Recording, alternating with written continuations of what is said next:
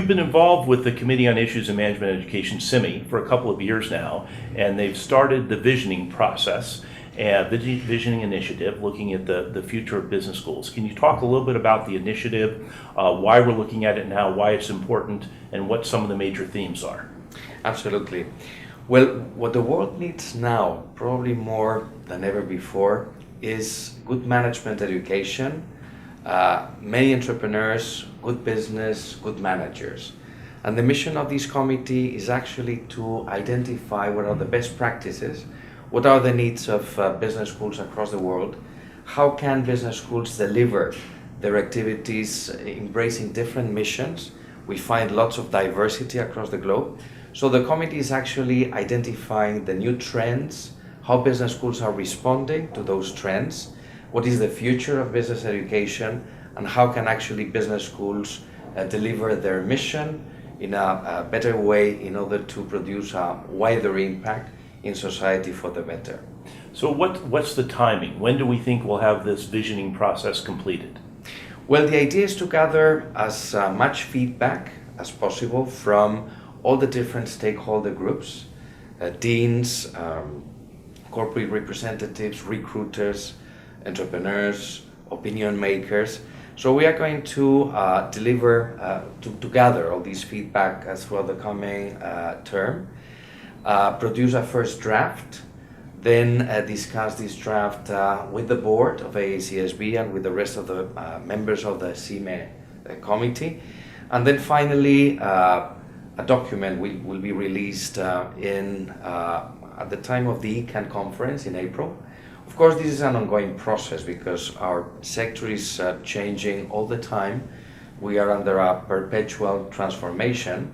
So even if we produce a draft by April next year, this is just the start. We will see our industry changing all the time. Yeah, so we're likely to make it a continuous process.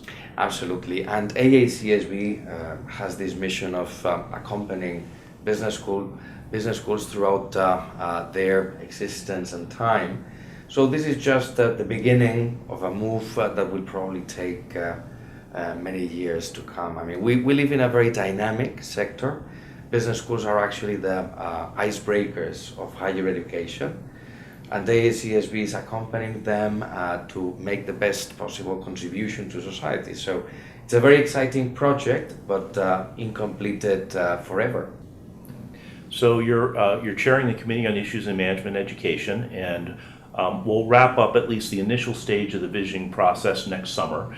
We've already launched the visioning website where people can log on to aacsb.edu/vision and see some of the work in process that's there. But we'll wrap up that visioning process in the spring, and along with that, the strategic planning process of AACSB. What are the opportunities for members to contribute to that process now? And then as you transition from the chair of CIME into the chair of AACSB, what's your visioning for the following year as we implement what comes out of visioning and strategic planning? Well, I'm very excited to become the chair precisely more or less at the time when AACSB is celebrating the centennial anniversary. And AACSB is now the most influential network in business education worldwide, comprising many members, as you were mentioning before. Probably one of my roles coming from Europe is probably to bring many more members or the voices of other schools in different regions.